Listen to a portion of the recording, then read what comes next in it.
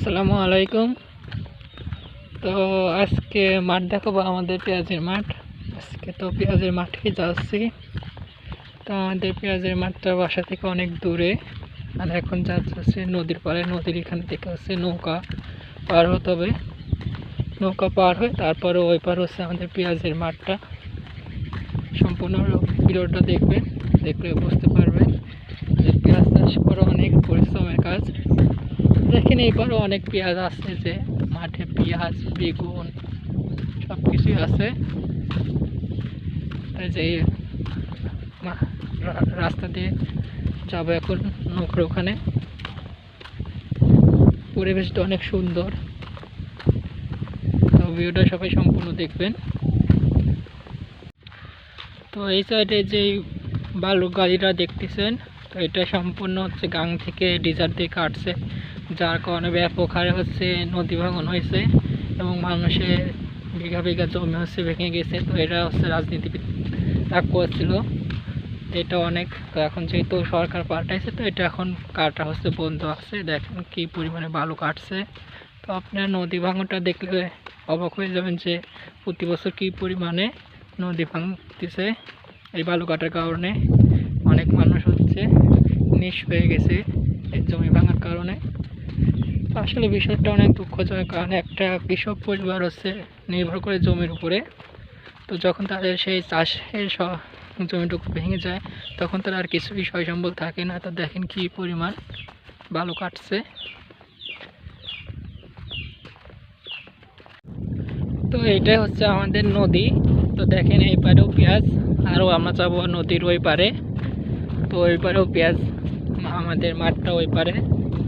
তো দেখেন এইটা হচ্ছে নদী অনেক বড়।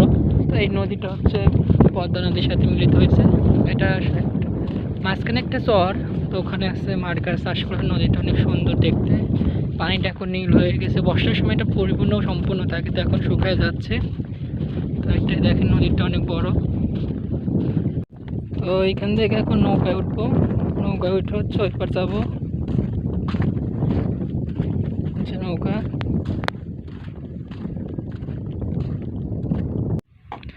তো আমরা হচ্ছে ওই পার থেকে এবার চলে আসছি, এখন মাঠে যাব। তো এই পাশে হচ্ছে বেশি পেঁয়াজ। তো ফাইনালি আমাদের পেঁয়াজের মাঠে হচ্ছে চলে আসছি। তো এটা হচ্ছে যে আমাদের পেঁয়াজের মাঠ। দেখেন ওইটা হচ্ছে যে মাঠে হচ্ছে ভিজা।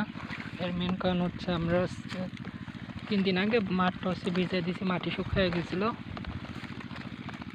তো আজকে আসছে মূলত হচ্ছে পিজে ভিটামিন বীজ যেটা আছে, সেই ভিটামিন বীজ দিব। আর যে পেঁয়াজের ফুল হয়তো আপনারা অনেকে চেনেন, সবাই চেনেন। তো এই ফুলটা হচ্ছে তুলতে আসছি। ফুলটা না তুললে হচ্ছে পেঁয়াজের রস সম্পূর্ণ হচ্ছে শুষাই খেয়ে ফেলে। আর এখন আমাদের এদিকে পেঁয়াজের ফুল 100 টাকা কেজি আমরা বিক্রি করি।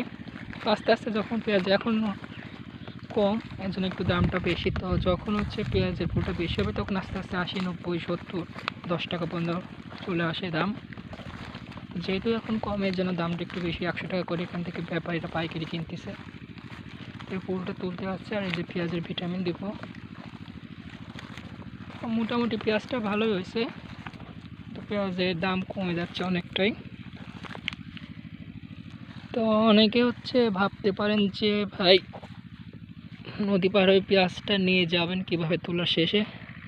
তো আসলে নদীটা শুকায় যাবে, পিস পাকতে পাকতে মাঠটা হচ্ছে নদীটা শুকায় যাবে এক অংশ।